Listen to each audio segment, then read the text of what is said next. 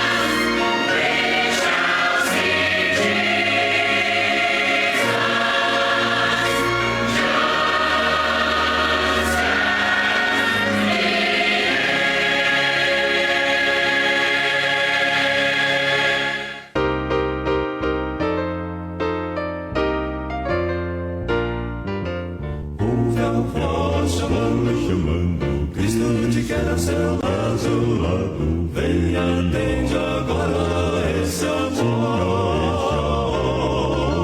Ouve a voz chamando, Cristo te quer a seu lado, vem unir-te aos anjos em louvor ao Salvador. Vamos, povo santo, voltar aos ideais. Já é tempo de anunciar que Cristo vai voltar, pois a Bíblia é nossa arma, o Espírito proteção. A Igreja necessita de seus filhos união.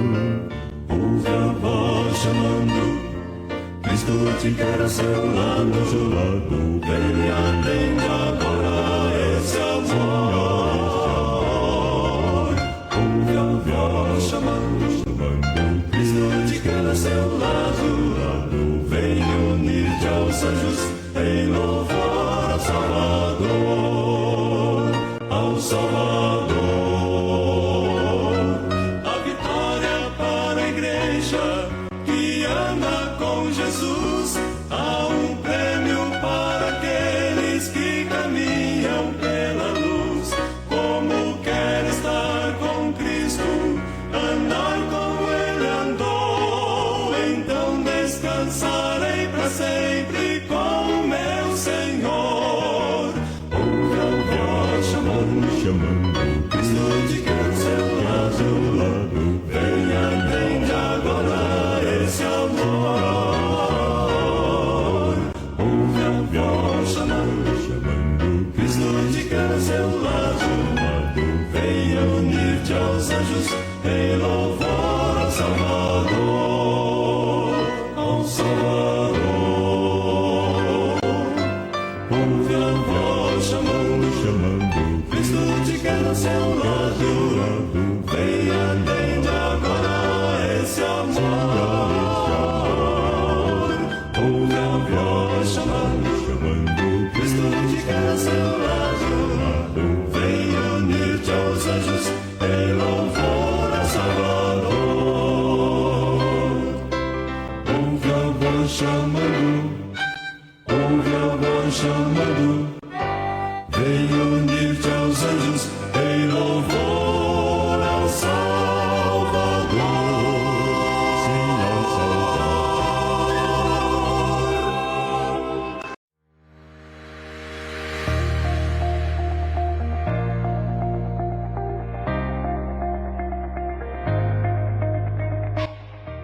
Programa Boas Novas, um programa da Igreja Batista Independente de Pitangueiras.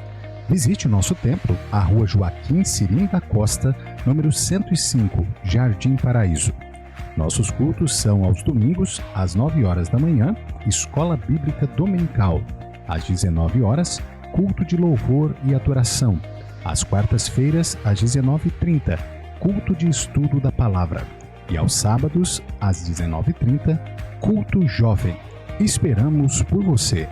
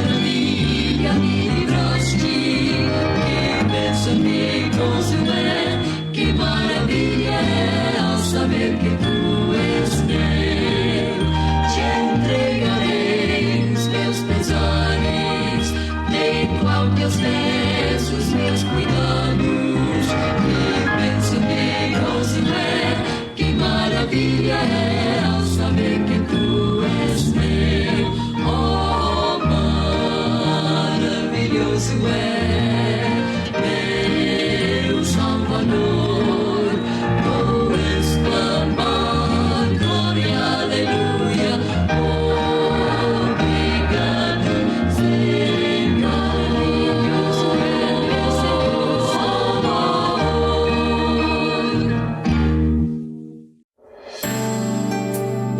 chegou a hora de ouvirmos a Palavra de Deus. Momento da Palavra. Momento da Palavra.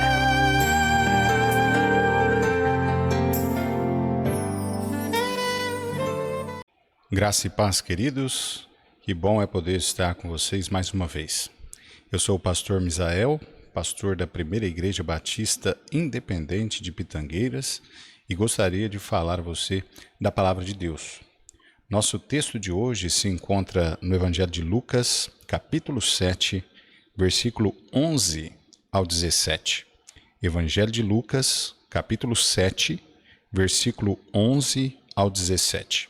A palavra de Deus assim nos diz: E aconteceu que no dia seguinte ele foi à cidade chamada Naim, e com ele iam muitos dos seus discípulos, e uma grande multidão.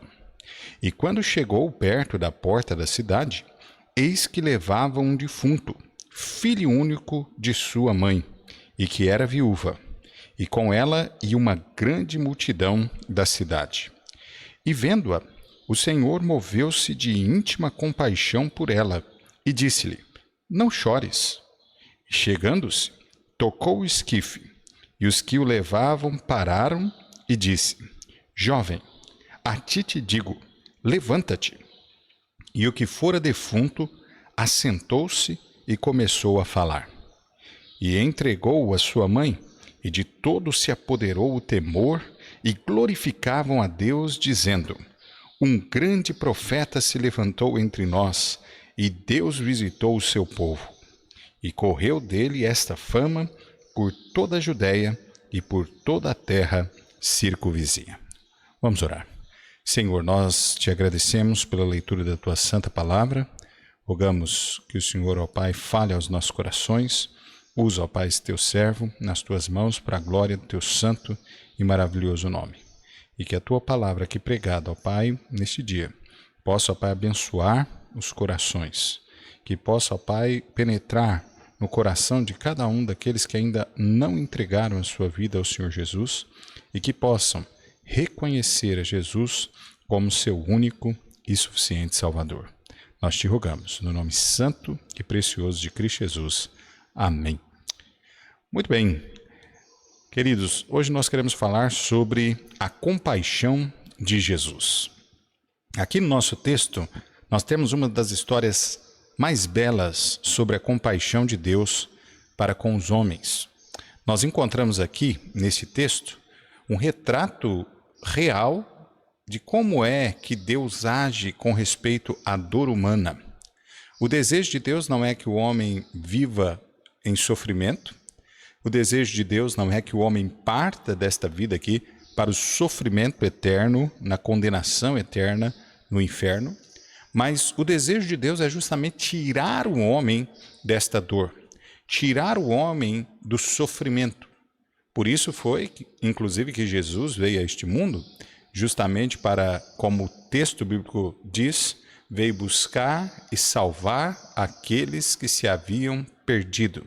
Ou seja, a vinda de Jesus não foi para condenar o homem ao sofrimento eterno, mas foi para livrá-lo do sofrimento eterno. Como nós já dissemos aqui nos primeiros programas, ensinando sobre essa questão, né, da salvação, do pecado, nós falamos a respeito disso, né? O homem escolheu lá no Éden, história bem conhecida de todos nós, o homem escolheu lá no Éden pecar, fazer o contrário àquilo que era a vontade de Deus. Escolheu a morte eterna. E desde então, o homem ele nasce, né, condenado ao inferno. É uma escolha feita já desde os primórdios da humanidade. No entanto, Jesus veio para mudar completamente essa situação. Ele veio a fim de pagar na cruz do Calvário, ele pagar o preço pelos nossos pecados, ele veio pagar o preço pela nossa redenção. Então veja, nunca foi o desejo de Deus com que o homem fosse para o inferno, com que o homem sofresse, com que o homem padecesse dor nesta vida aqui. Eu, inclusive, gosto de exemplificar isso da forma como Deus, inclusive, lá no Éden mesmo, ele busca facilitar o meio de acerto do homem e minorizar a possibilidade de erro do homem. Quando Deus ali, ele apresenta a Adão e a sua esposa Eva a árvore do conhecimento do bem e do mal, ele apresenta também a árvore da vida. Há ali uma árvore a qual o homem comendo, ele viveria eternamente sem pecado. E havia ali aquela árvore do conhecimento do bem e do mal, que ao homem comer daquele fruto, o homem estaria condenado à morte. No entanto, a princípio, parece haver 50% de probabilidade de acerto e de erro.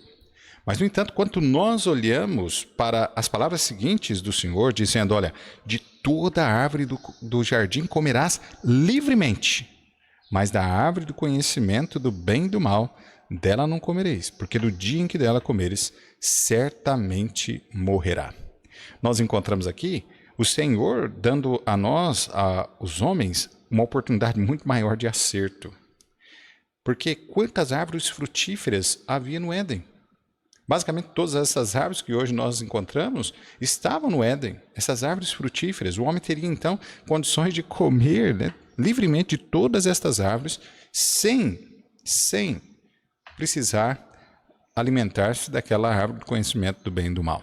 Mas, no entanto, né, o homem, nós sabemos bem, o desfecho da história, acabou pendendo, né, para comer do fruto da árvore do conhecimento do bem e do mal. Então, veja, aí nós já temos uma prova muito clara, demonstrando que o desejo de Deus não era que o homem caísse em condenação. O desejo do homem não era que o homem padecesse dor e sofrimento nesta vida. Pelo contrário, pela forma como ele proporcionou uma porcentagem maior de acerto, o desejo de Deus era que nós acertássemos. Mas, no entanto, o homem, ele, pelo livre-arbítrio qual nós temos, que Deus nos deu, o homem acabou escolhendo aquilo que era mal.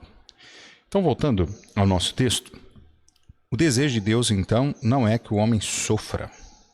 Por isso, Deus, ao demonstrar a sua compaixão lá no Éden, inclusive após ele faz ali a promessa de que ele enviaria, né, da semente da mulher aquele que viria e esmagaria a cabeça da serpente, ou seja, Jesus viria para destruir Satanás, nós encontramos ali já uma prova de que a compaixão de Deus estava vindo ao nosso encontro.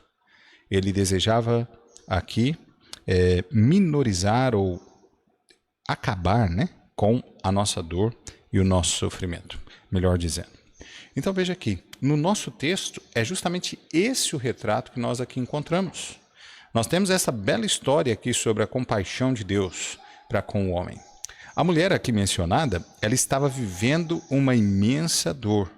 A morte já havia lhe tomado o esposo, agora tomava também o seu filho, o seu único filho, como é dito aqui no versículo 12 de Lucas capítulo 7, dizendo, e quando chegou perto da porta da cidade, eis que levava um defunto, filho único de sua mãe, que era viúva. Então veja, a morte já havia levado o esposo, agora levara também o único filho desta mulher. O sofrimento dessa mulher, então, era tão grande, agora nesse momento também, por conta não só da perca do filho, mas também o que o filho representava para essa mulher em uma sociedade com uma cultura bem diferente da que nós vivemos hoje. Naqueles dias, a mulher ela não era integrada à sociedade com a mesma liberdade que nós temos hoje.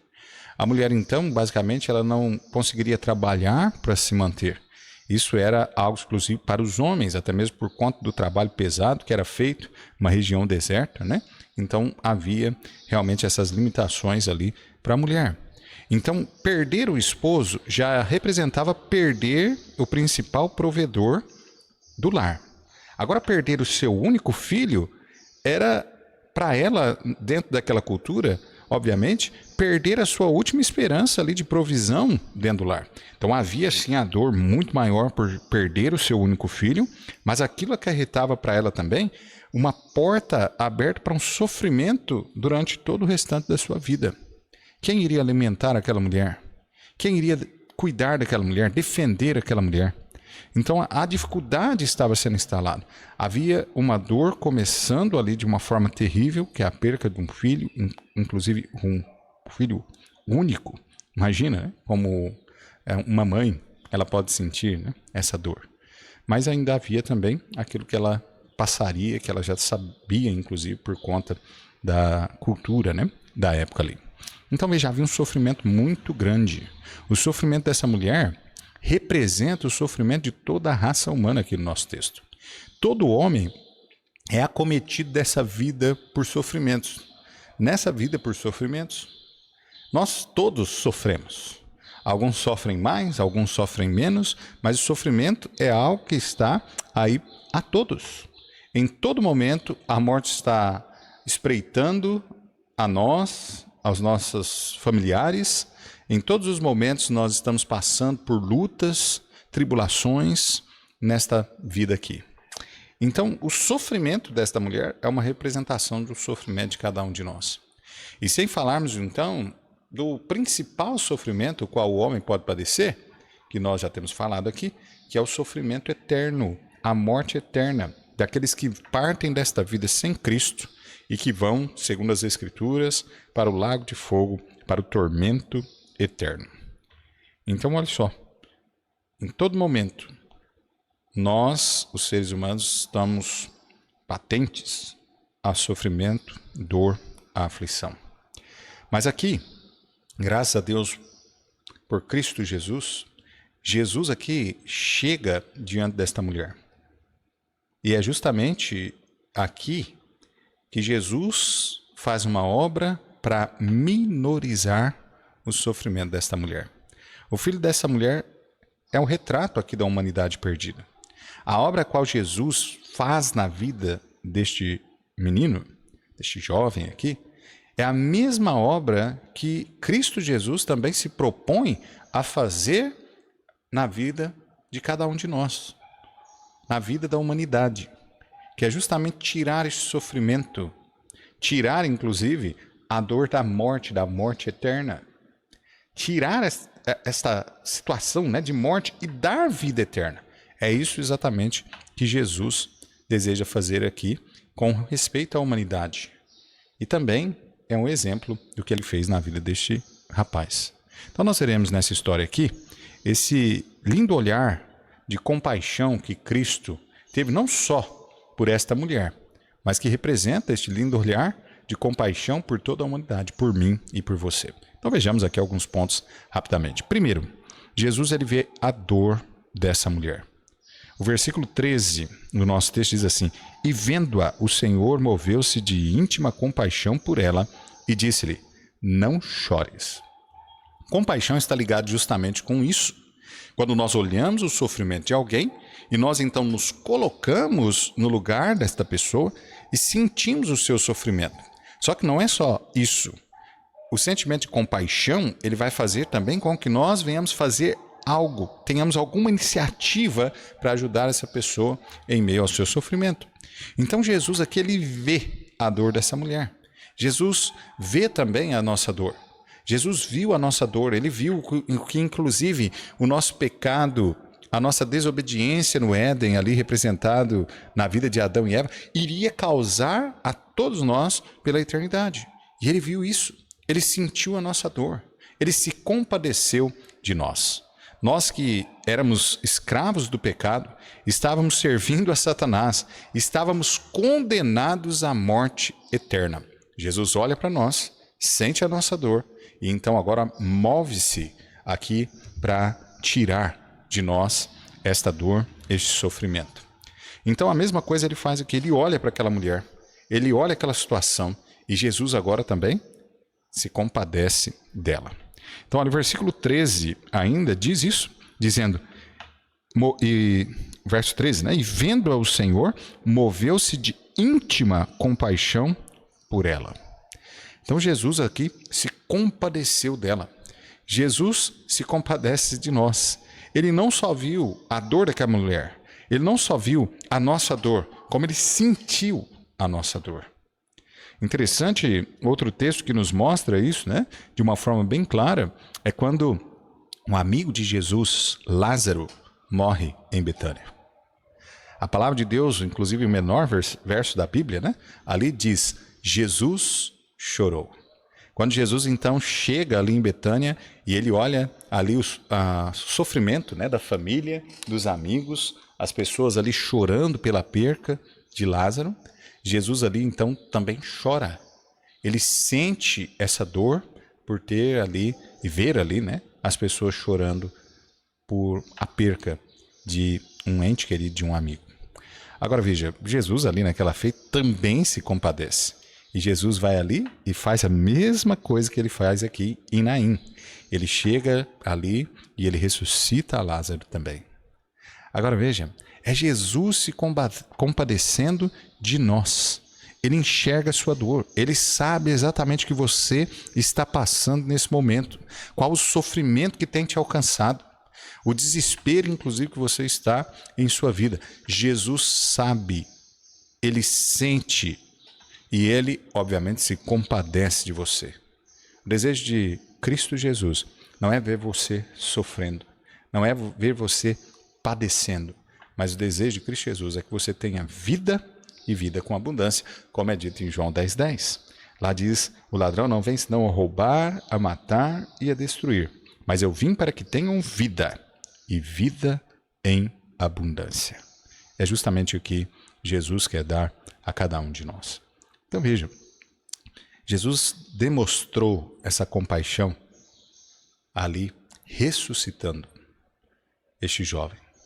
Mas Jesus também demonstra essa mesma compaixão por mim e por ti, quando ele vem neste mundo, morrer naquela cruz, verter todo o seu sangue ali por nós, miseráveis pecadores. Então veja, Jesus vê a dor dessa viúva, ele vê a nossa dor. Jesus se compadece desta mulher, do sofrimento qual ela está passando, e Jesus também se compadece de nós. Terceira questão, nós vemos aqui no texto, Jesus, ele vê, ele compadece, e olha que Jesus vem e estanca as lágrimas dessa mulher. Olha o versículo 13, no final ele diz, não chores. Olha, não sei o que você pensa sobre isso, mas eu sei que não adianta olharmos para alguém que perdeu um ente querido, que está indo, inclusive, sepultar aquele corpo, e olhar para aquela pessoa e dizer, não chore. Isso não vai fazer com que aquela pessoa, né, pare de chorar. Isso não vai fazer com que isso minorize o sofrimento daquela pessoa. Mas Jesus aqui, ele fala de forma enfática aqui, dizendo, não chores, mas ele também tem a solução para que aquele momento de sofrimento e dor se transforme em lágrimas agora de alegria. Então imagine, olha o verso 13, ele diz isso, não chores. Mas olha o verso 14, diz assim, e chegando se tocou o esquife. O esquife aqui é o caixão, né? Que seria para nós hoje. Então ele toca, e como era costume, né, num cortejo fúnebre daquela época, quando alguém rela relasse, né, no esquife, o cortejo parava para que a pessoa pudesse ali, de repente, olhar, né, o amigo ou parente ali pela última vez e até mesmo prestar, de repente, a última homenagem ali. E eles pararam. E agora olha o verso, continua dizendo assim, e disse, jovem, a ti te digo, levanta-te. E olha só que precioso, né? O poder de Jesus aqui. Ele diz assim, e o que fora defunto assentou-se e começou a falar. Veja só, Jesus então não só disse não chores, mas ele fez aqui o milagre de trazer aquele jovem novamente à vida. Estancando assim, sim, as lágrimas de sofrimento daquela mulher. E agora aquelas lágrimas de sofrimento se transformam em lágrimas de alegria. Então Jesus veio a este mundo para fazer o mesmo na minha vida e na sua vida. Jesus veio para estancar as nossas lágrimas, nos livrar do nosso sofrimento, da nossa dor, tirar a cada um de nós dos domínios de Satanás, do pecado, da condenação do inferno. Jesus veio fazer isso. Jesus veio para dar vida e vida com uma abundância, como nós já havíamos dito. Agora veja bem, este que promete dar vida em abundância, este que promete dar vida e vida eterna, olha o que ele faz aqui nesse texto. Ele mostra exatamente que ele tem poder para fazê-lo. Não é como alguns, inclusive, que prometem fazer algo e não fazem. Não é como alguns que até enganam, fazem truques, ilusões para enganar a muitos. Jesus não, Jesus faz o milagre aqui, trazendo este jovem de novo à vida. O exemplo que nós também citamos em paralelo com a morte e a ressurreição de Lázaro também é um sinal. Olha que Jesus espera para ressuscitar Lázaro, ele espera 4 dias. Jesus estava em um outro local e quando ele chega ali em Betânia, o que a irmã de Lázaro diz é: olha, Senhor, já cheira mal, já é de 4 dias. No entanto, Jesus demonstra justamente isso ali para todos. Que o poder dele é tão grande que ele pode trazer, independentemente de quanto tempo a pessoa esteja morta, ele pode trazer a vida, dar a vida.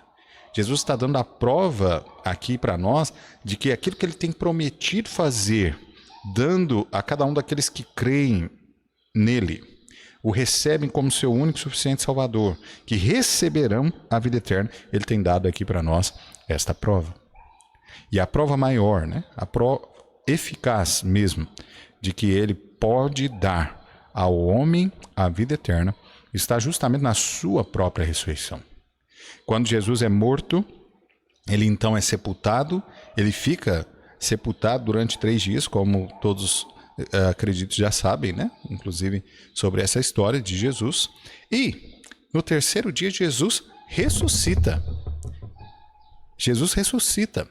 Ele aparece inclusive aos seus discípulos e ali, inclusive Tomé, ele olha e diz assim, né? Quando os discípulos falam a Tomé, olha, eis que o mestre apareceu, né, para nós. E Tomé, naquela feita, Tomé tinha faltado, né, da reunião, e Tomé não viu Jesus ressurreto. Mas Tomé diz assim, olha, eu só vou crer se eu ver as marcas dos cravos nas suas mãos, se eu ver a ferida ali ao seu lado daquela lança que foi cravada. E quando Jesus aparece novamente aos discípulos, Tomé está presente. E Jesus faz questão de dizer, olha Tomé, vem, toca, vê aqui, que sou eu mesmo. Que sou eu. E Tomé, né, obviamente, naquele momento ali, reconhece Jesus ressuscitado. E Jesus foi visto, inclusive, de acordo com as Escrituras, por mais de 500 irmãos. Ou seja, mais de 500 pessoas viram Jesus ressurreto. Uma das maiores provas, inclusive, de que a ressurreição de Jesus é verdadeira, é que muitos desses, inclusive, que viram Jesus ressurreto, morreram sendo perseguidos e não, de maneira nenhuma, abriram mão dizendo que Jesus não havia ressuscitado, que fosse uma farsa. Pelo contrário, morreram afirmando terem visto Jesus ressuscitado. Ora, ninguém morre por uma mentira. Mas aqueles que têm convicção de uma verdade, sim, esses morrem pela verdade. E olha que essa é a maior prova, inclusive. Porque tanto Lázaro quanto este jovem aqui em Naim, Lázaro em Betânia, e esse jovem aqui em Naim, irmãos e amigos, ambos depois morreram. Foi uma ressurreição temporária, mas passaram pela morte. No entanto, nós sabemos muito bem que o que Jesus nos promete é uma ressurreição no grande dia da sua vinda, e essa ressurreição, sim, para a vida eterna.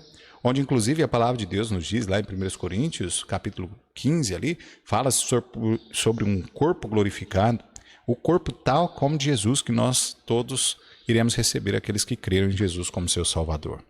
Então, veja aqui, Jesus, ele vem justamente para mudar toda essa situação, dar vida com abundância, nos livrar do domínio de Satanás, do pecado e do inferno.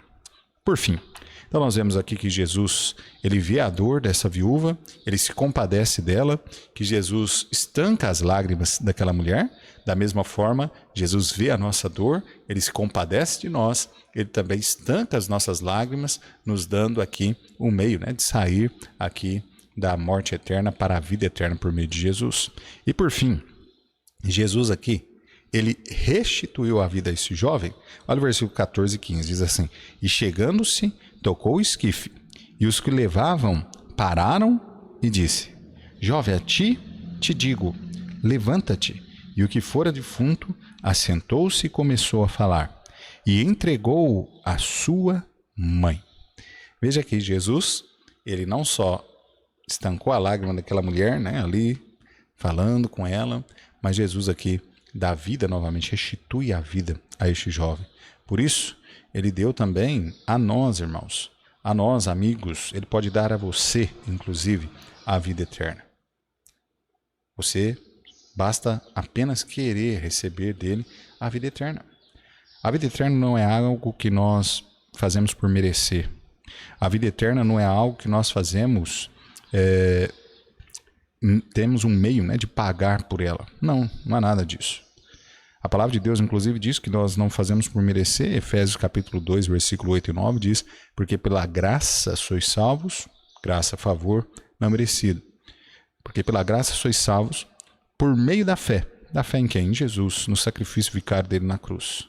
O texto continua dizendo: porque isso não vem de vós, é dom de Deus. Dom significa um presente de Deus. Presente nós não fazemos por merecer. Presente nós recebemos porque a pessoa a qual nos presenteia, ela nos ama. Ela quer demonstrar o seu amor, o seu carinho por nós, e por isso ela nos dá o presente. Então veja, isso não vem de vós, é dom de Deus. E o verso 9 termina nos dizendo assim: não vem das obras para que ninguém se glorie. Então veja, a salvação, bem claro o texto aqui, dizendo que a salvação não vem das nossas obras, não vem dos nossos méritos, mas sim da graça, do favor imerecido que Cristo fez por mim e por você. É isso, salvação é graça. Jesus, ele quer dar a você vida, vida em abundância. Ele quer acabar com o seu sofrimento eterno, inclusive, e por isso ele deu a sua vida por você. Por isso ele quer dar a você esse presente da graça salvadora. Basta você, e só você pode fazer por você reconhecer Jesus como seu único e suficiente Salvador. Pedir para ele perdoar os seus pecados, salvar a sua alma. É isso que você precisa fazer. Então, concluindo, veja que a mudança que Cristo operou na vida dessa mulher e desse jovem causou um temor aqui, uma perplexidade, inclusive, em toda a multidão. De forma que, olha só, o verso 16 e 17 diz assim: e de todos se apoderou o temor, e glorificavam a Deus, dizendo: um grande profeta se levantou entre nós. E Jesus visitou o seu povo, e correu dele esta fama por toda a Judéia e por toda a terra circunvizinha. Veja que é justamente isso que Deus faz. Ele faz uma obra tão maravilhosa na vida daqueles que entregam-se a Ele, de forma que todas as pessoas à sua volta vão ficar perplexas. Olha, quando nós entregamos a nossa vida ao Senhor Jesus, seja em qual situação nós estejamos passando, qual sofrimento nós estejamos passando, Jesus, ele faz uma obra maravilhosa na nossa vida. Pessoas que de repente estão com o seu lar destruído, chegando já perto, inclusive, de um divórcio, e que quando entregam a sua vida ao Senhor Jesus, Jesus ele trabalha naquela vida, né, naquelas vidas de tal forma que não há aquele divórcio. Pelo contrário, há aqui uma reestruturação do casamento. Há ali um amor agora de Deus, ali unindo aquela família, unindo aquele casal. E aquela família, inclusive, vai viver, né, ali em glória ao nome de nosso Deus, em honra ao nome do nosso Deus, viver uma vida correta diante da presença do Senhor. Então veja, é uma obra maravilhosa. O feito de Jesus foi conhecido em toda aquela região. O que Jesus opera na vida daqueles que verdadeiramente entregam sua vida ao Senhor Jesus é conhecido por todos. Eu tenho certeza que você conhece crentes verdadeiros que, quando ainda não haviam entregue as suas vidas ao Senhor Jesus, tinham uma vida completamente conturbada. Mas quando entregaram de fato sua vida a Jesus, as suas vidas foram mudadas. Olha, não tem como alguém entregar a sua vida a Jesus e continuar com a vida da mesma forma. Aonde Jesus chega, ele opera um milagre. Ele faz uma transformação nessa vida. Então é importante lembrarmos disso. Então não sei qual é a dor, qual é o sofrimento que você tem padecido, mas uma coisa eu sei que Jesus Cristo, ele pode mudar completamente a sua vida, tirar de você esse sofrimento, acalentar a tua alma. Por fim, em nosso texto aqui nós podemos ver o encontro de duas multidões. Lembra, nós lemos no começo dizendo que Jesus estava chegando em Naim e junto dele estava uma multidão. Mas também havia uma multidão saindo também da cidade. Nós vemos aqui, Jesus representa justamente a vida, enquanto que esta multidão que saía da cidade de Naim representa a morte. Querido amigo, existe dois grupos, duas multidões de pessoas. A questão agora é sobre qual destes grupos você está. Em qual destes grupos você faz parte? Você já tem entregue a sua vida a Jesus. Você tem certeza da sua vida eterna. Se você morrer hoje, ou daqui 1 ano, ou daqui 20 anos, 30 anos, você tem a certeza que irá para o céu? Ou não? Se você não tem essa certeza, eu sinto lhe informar, mas você está nesta outra multidão que saía da cidade de Naim. Esta multidão de pessoas que estão caminhando para a morte eterna. Você precisa realmente entregar a sua vida a Jesus. Você precisa ter este encontro espiritual com Jesus.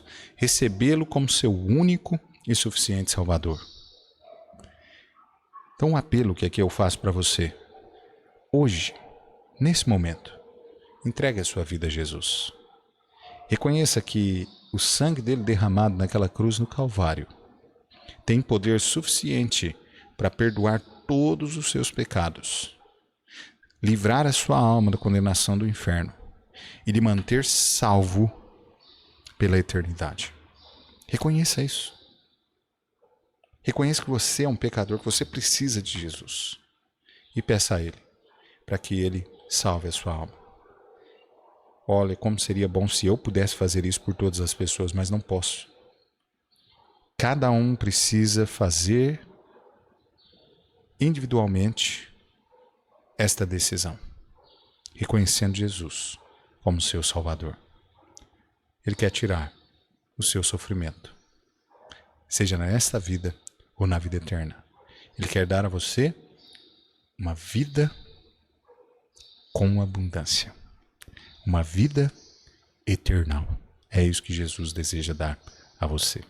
Nós iremos neste momento orar, encerrando a nossa mensagem, a nossa pregação, mas ao final da minha primeira oração, eu farei uma segunda oração, onde você, se quiser assim entregar sua vida a Jesus, você pode então orar junto comigo.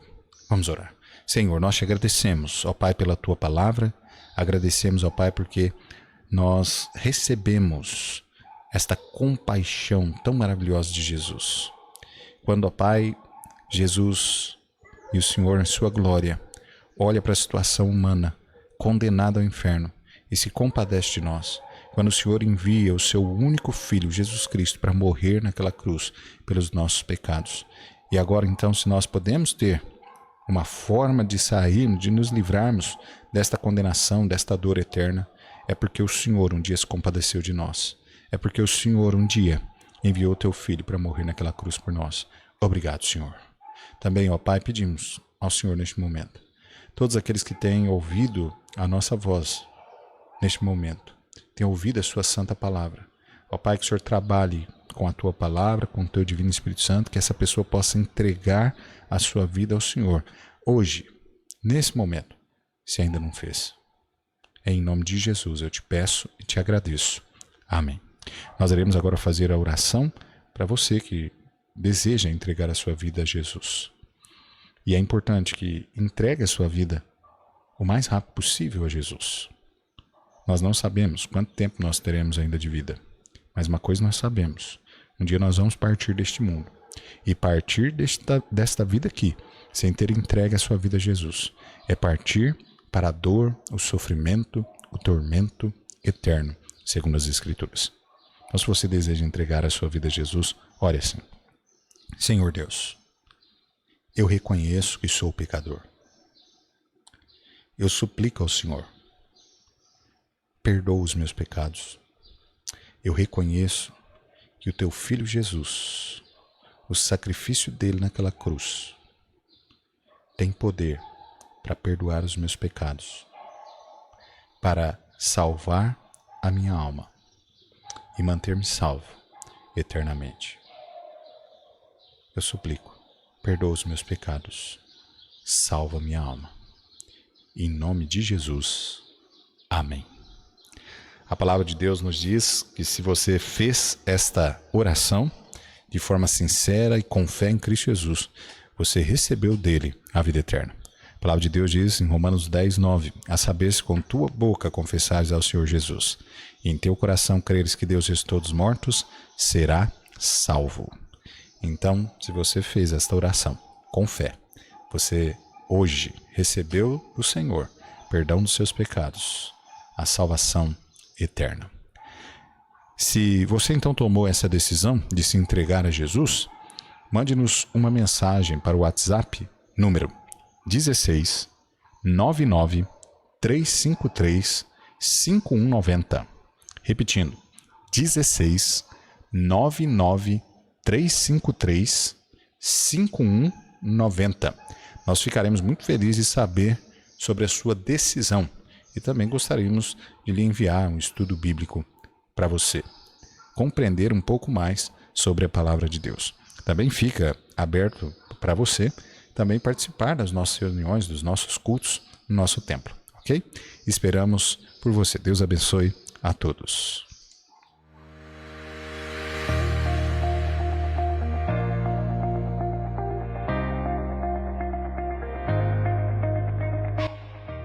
Programa Boas Novas, um programa da Igreja Batista Independente de Pitangueiras.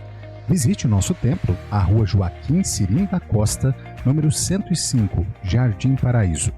Nossos cultos são aos domingos, às 9 horas da manhã, Escola Bíblica Dominical. Às 19 horas, culto de louvor e adoração. Às quartas-feiras, às 19h30, culto de estudo da palavra. E aos sábados, às 19h30, culto jovem. Esperamos por você.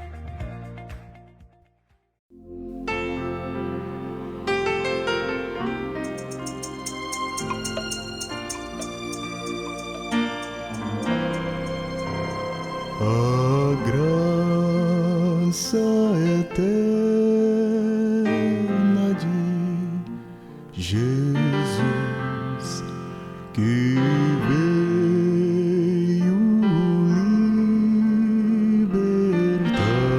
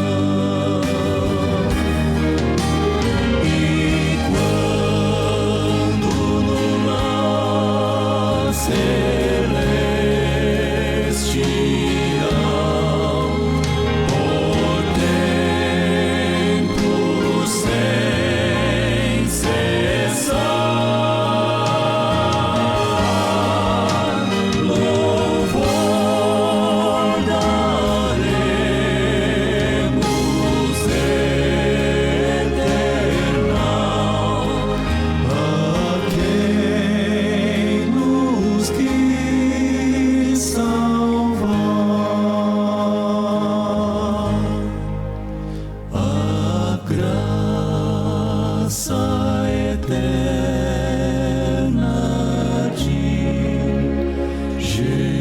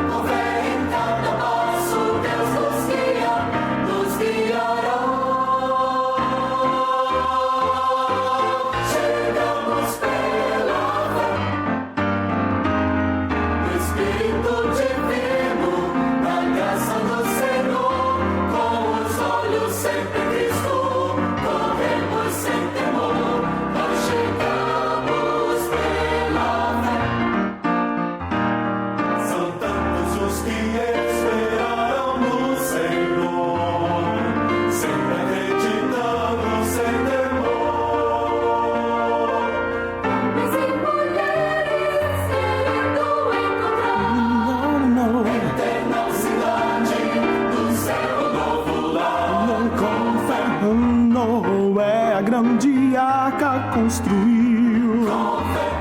Abraão um filho ofereceu. Moisés lutou com grande faraó. E ao chão caíram as muralhas lá de Jericó. Nós podemos ter vitória ao lado de Jesus. No poder do Espírito podemos vencer. Eu acredito em nossa vida eterna, conhecendo a glória de Cristo o Senhor. Chegamos pela fé no Espírito divino, na graça do Senhor, com os olhos sempre em Cristo, corremos sem temor. Nós chegamos.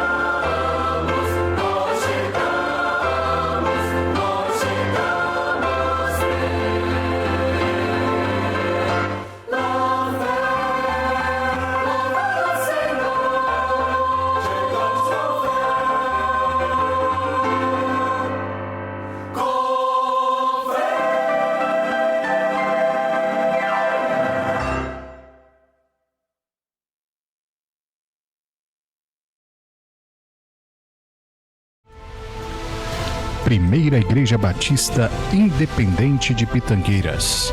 Você pode nos acompanhar pelas redes sociais, Facebook, Instagram e YouTube. PIB Pitangueiras.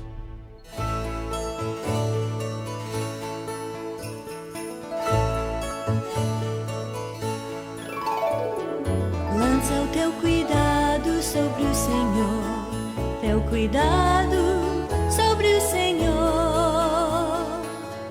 e Ele te sustentará, te sustentará. Lança o teu cuidado sobre o Senhor, teu cuidado sobre o Senhor, e Ele te sustentará.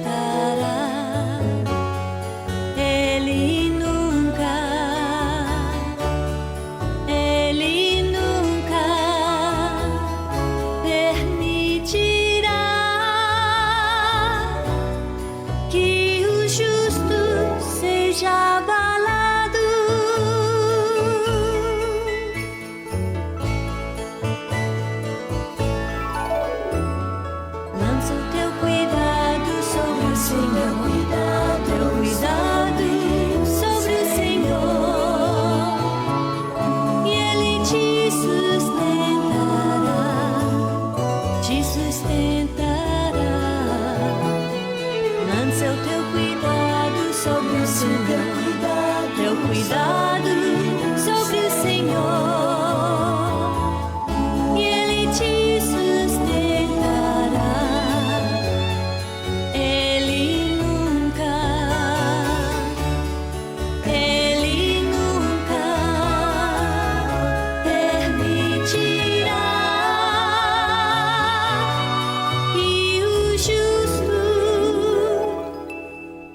esteja abalado.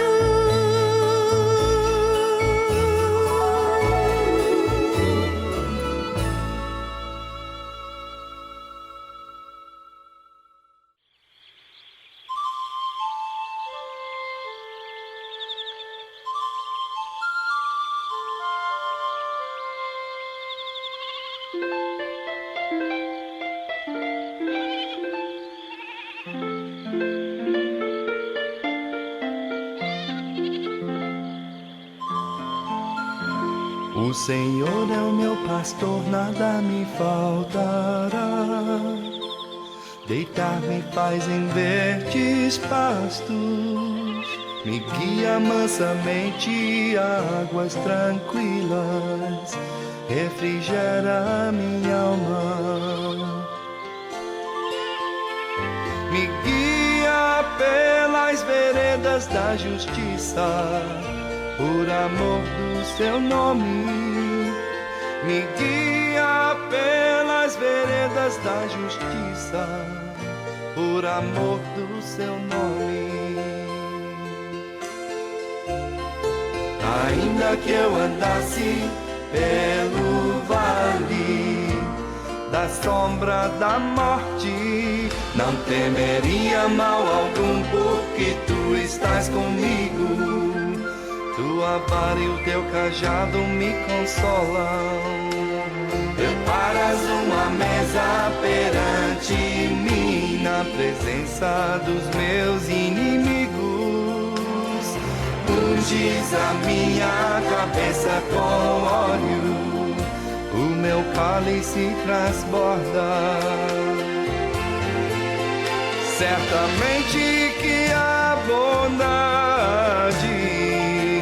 e a misericórdia me seguirão todos os dias da minha vida, e habitarei na casa do Senhor por longos dias.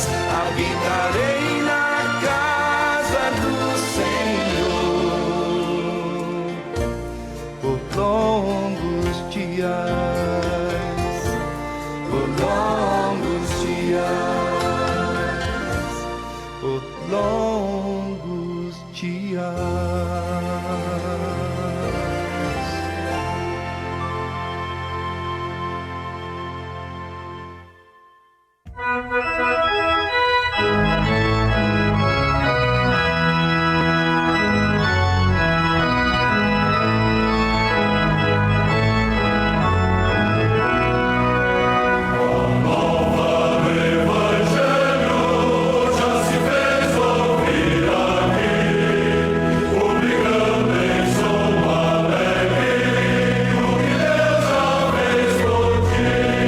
Encerra-se aqui o programa Boas Novas, um programa da Igreja Batista Independente de Pitangueiras.